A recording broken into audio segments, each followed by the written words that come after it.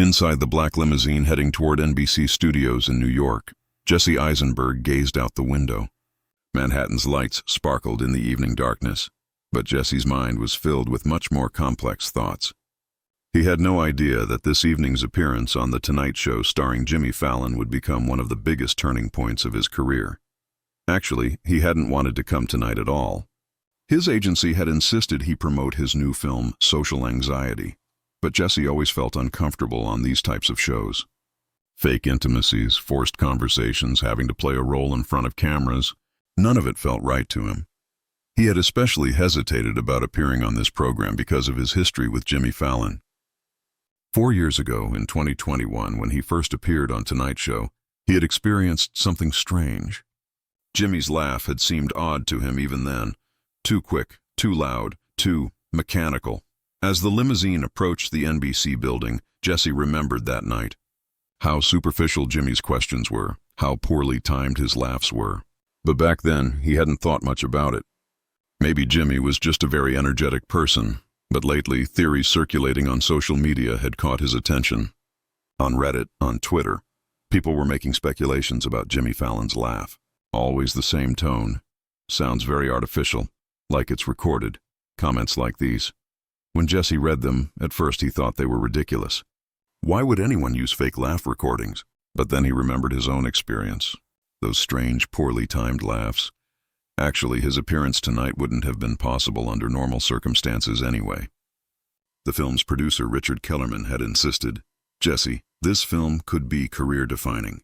You have to appear on Tonight Show. Jimmy's audience is exactly your demographic." When the limo stopped in front of the NBC building, Jesse took a deep breath. The paparazzi crowd waiting in front of the building noticed him, and flashes started going off. "Jesse! Jesse! Tell us about the new film!" Shouts rose, but Jesse kept his head down and quickly went inside. NBC's lobby was bustling as usual. Even late at night, producers, interns, technicians were rushing around. But this time, Jesse felt the atmosphere was different. People seemed more tense, more anxious. Even the reception clerk had a strange expression when she greeted Jesse. "Ah, Mr. Eisenberg. You're here for Tonight Show, right? You're a bit early. Jimmy is still getting ready." "No problem," Jesse replied. "I can wait." In the elevator going up, the NBC employee standing next to him, she introduced herself as Sophie, was constantly checking her phone, looking nervous. "Is everything all right?" Jesse asked. "Oh yes, of course. Just, live television. It's always a bit stressful." But Sophie's voice wasn't really convincing. When they reached the 14th floor, Jesse immediately noticed there were far more people in the studio corridor than usual. Producers were talking seriously in small groups. Some were shouting on phones. "What's happening here?" Jesse muttered to himself. When he entered the studio, he immediately noticed something odd. The normally vibrant atmosphere was gloomy today. Producers were whispering to each other. Technicians were exchanging strange looks. And most importantly, Jimmy Fallon's usual energetic demeanor was nowhere to be found. Looking at the stage area, he saw Jimmy. But this Jimmy was nothing like the Jimmy he knew.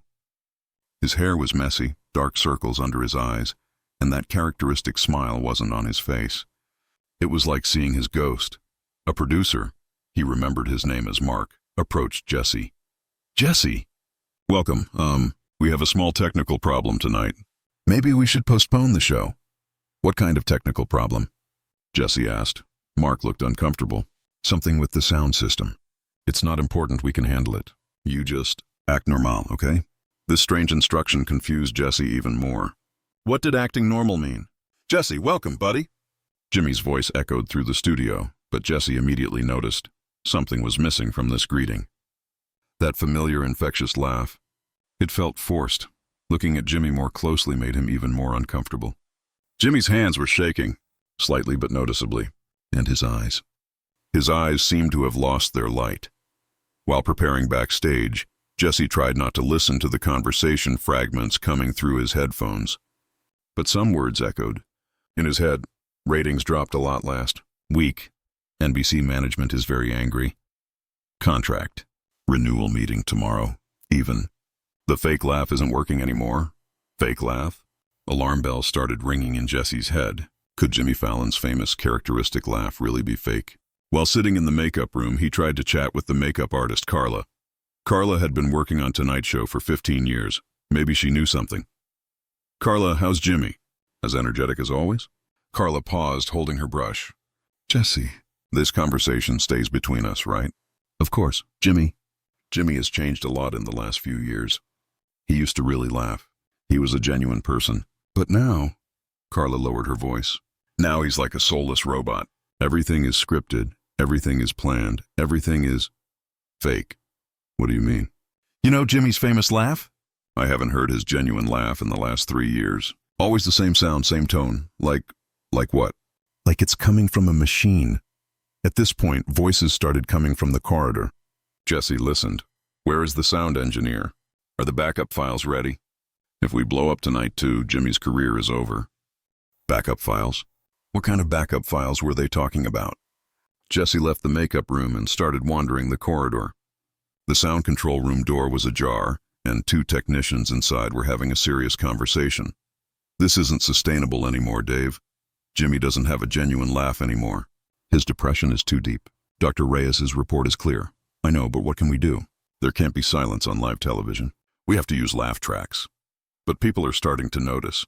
Theories are circulating on social media." Jesse was shocked. "Laugh track? Was Jimmy Fallon using fake laugh recordings?" "The revelation unfolds. 2 minutes left," a producer shouted. They took Jesse from the makeup room to the studio. Jimmy was talking with another guest at the time, a famous pop singer named Madison Swift. Jesse watched from a distance, and what he saw made him even more uncomfortable. Jimmy's laugh was really mechanical. It turned on and off like a button being pressed. There was no joy in his eyes, just emptiness.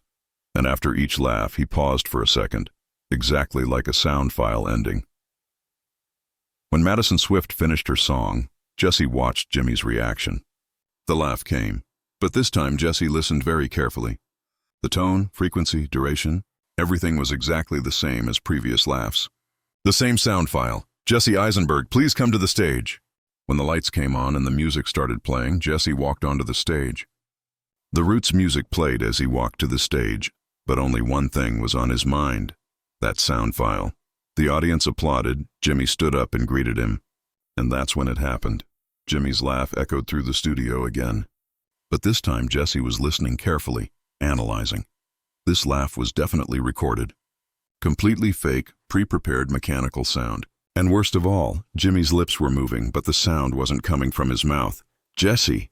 "Welcome back," Jimmy said as he sat in his chair, but his voice was cracking. "It's great to have you here."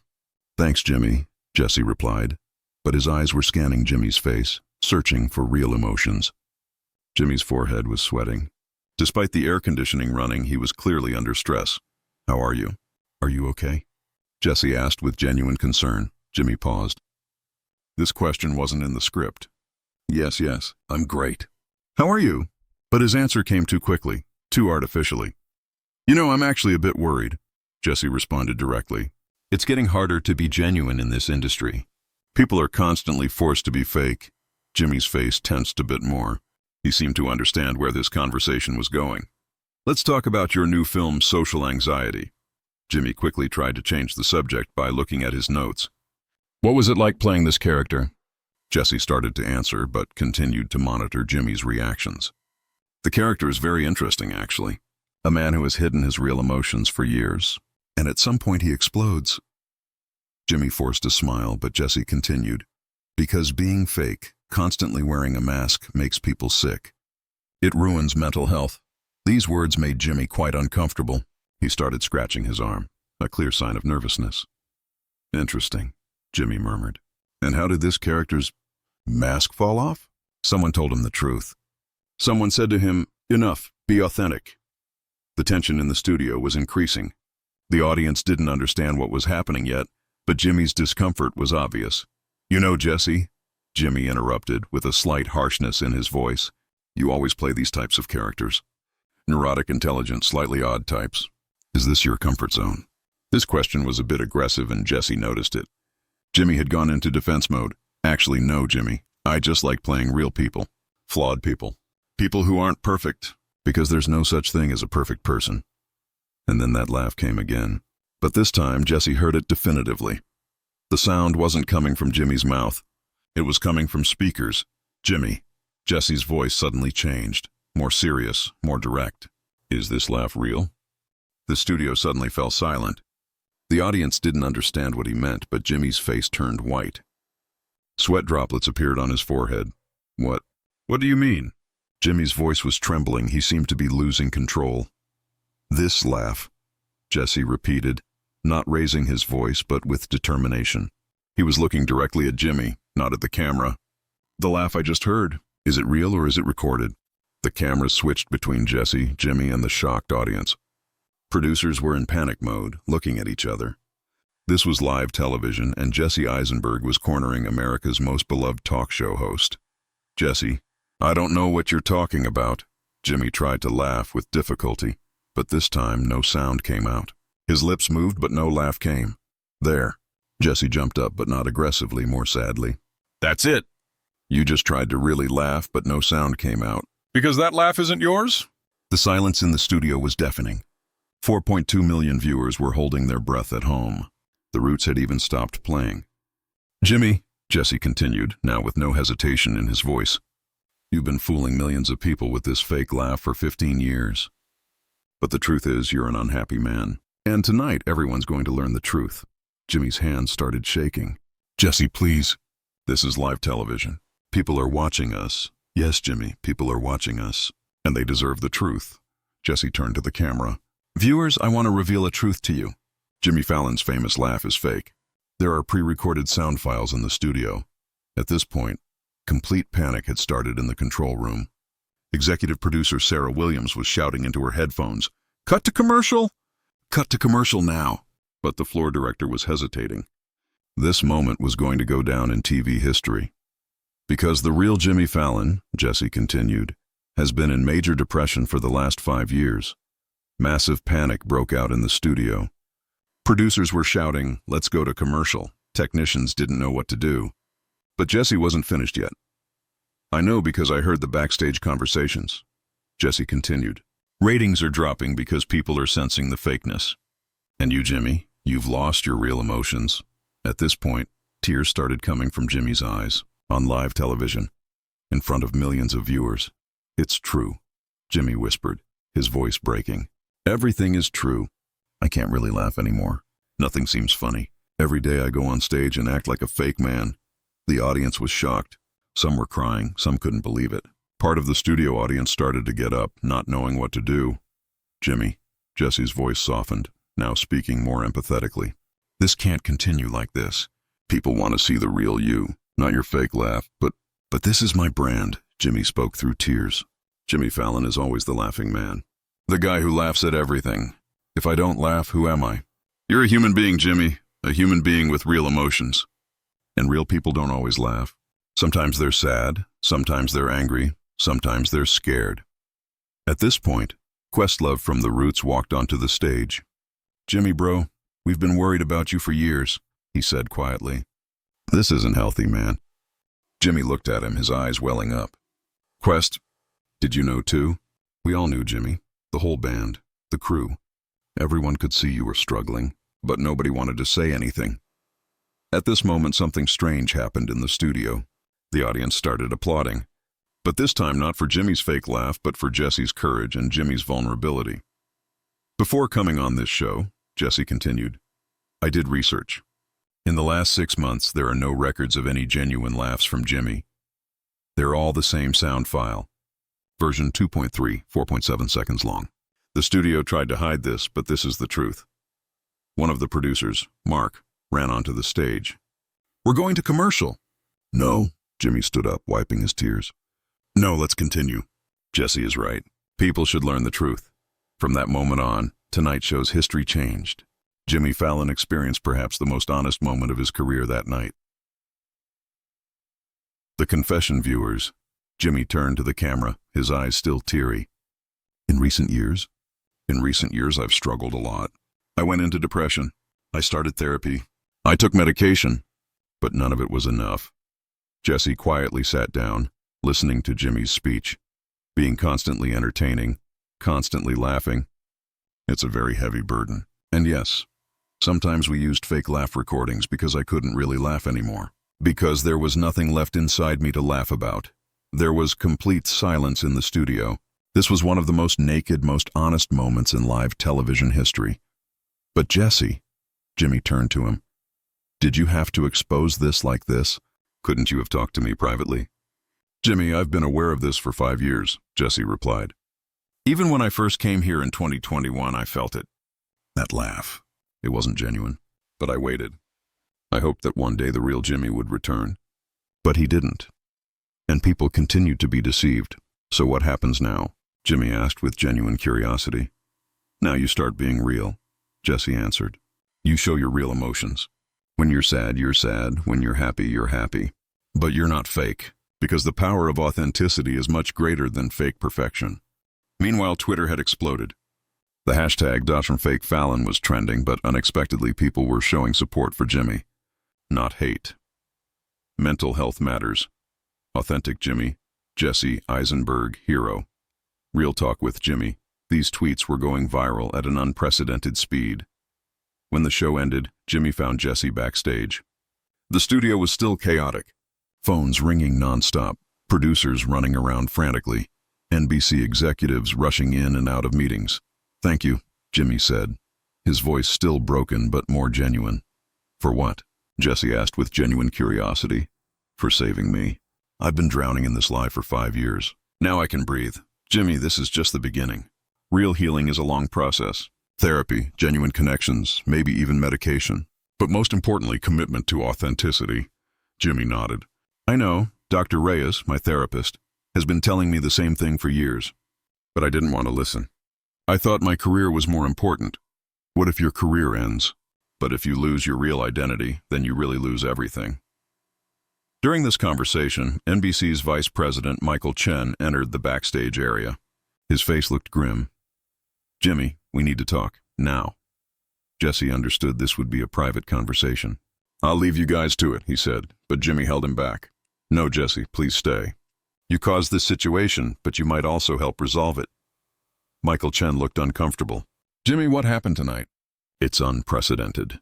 Our phones are ringing off the hook. Social media is exploding. We have advertisers calling, NBC executives demanding answers. And? Jimmy asked, surprisingly calm. We need to decide how to handle this. Do we issue an apology? Do we deny it? Do we spin it somehow? Jesse stepped in. Michael, can I ask you something? Sure. How are the ratings from tonight? Michael paused, looking at his phone. Actually, they're through the roof. We had 4.2 million live viewers, and online engagement is higher than anything we've ever seen. And social media sentiment? That's the surprising part. 78% positive. People are calling Jimmy brave, authentic, relatable. Authentic Jimmy is trending globally. Jimmy looked shocked. People are supporting me. More than supporting, Michael said, still looking at his phone. Celebrities are coming out with their own mental health stories.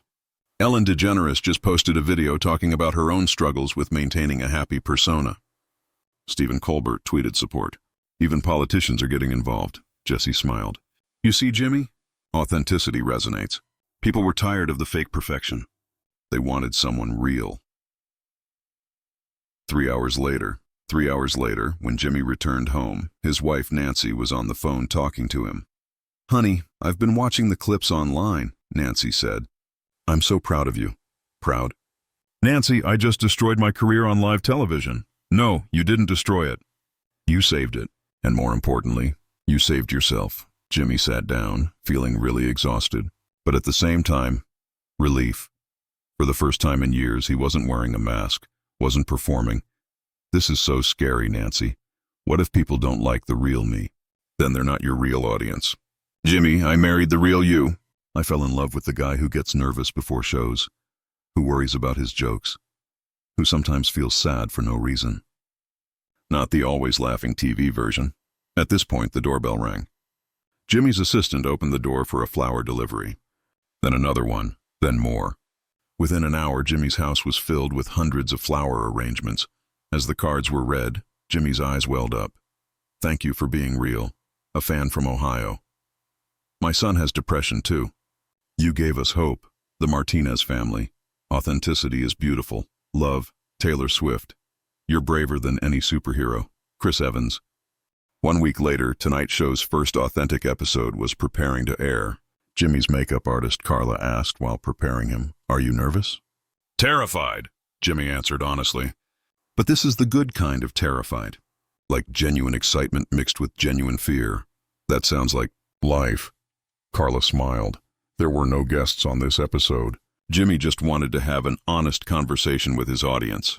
He was also going to do the monologue without a script. First time in 10 years. When the curtain opened, the audience gave extraordinarily loud applause. But this time, Jimmy didn't force a smile. He was genuinely moved. "Hi, everyone," he said, his voice slightly shaking. "As you know, last week something unprecedented happened on this stage." The audience went quiet, listening attentively. "I want to start by thanking Jesse Eisenberg, who had the courage to call out something that needed to be called out.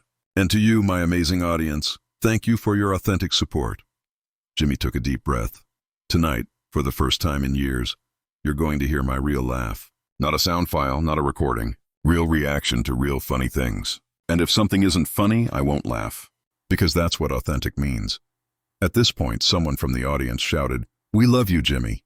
And Jimmy, genuinely touched, made a real smile. And then, a real laugh. This laugh was completely different from the old fake version. Softer, more personal, more human. And the audience immediately noticed the difference. A magical atmosphere formed in the studio. For the first time in years, everything felt real. 6 months later, Jimmy won his first Emmy in a decade. Not for comedy, not for entertainment, but for outstanding contribution to mental health awareness in media.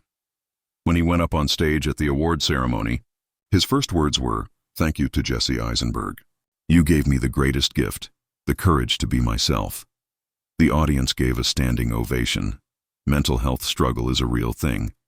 And in the entertainment industry, we often feel pressure to always be on, always be perfect, always be happy. But that's not sustainable. That's not human. Jimmy paused, looking at the audience. Tonight's show is now a different show. We have real conversations, show real emotions, share real laughs. And the ratings are better than ever, because people were hungry for authenticity. Jesse Eisenberg was watching on TV that night. He was sitting in the living room with his partner, Anna.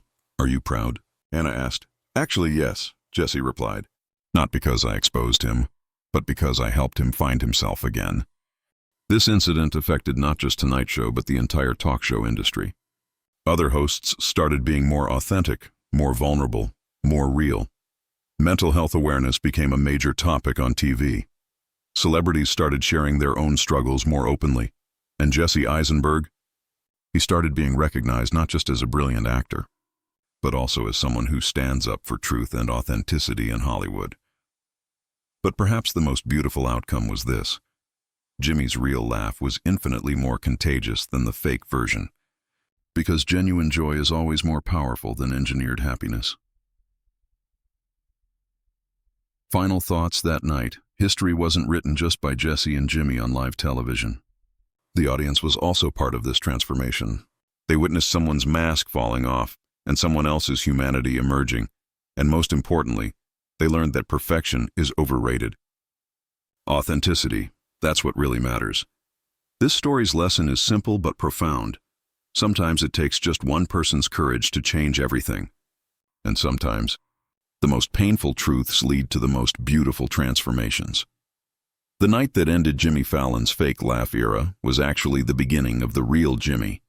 And that real Jimmy was much more valuable, much more lovable, much more human than the fake version, because in the end, we don't fall in love with perfection. We fall in love with authenticity.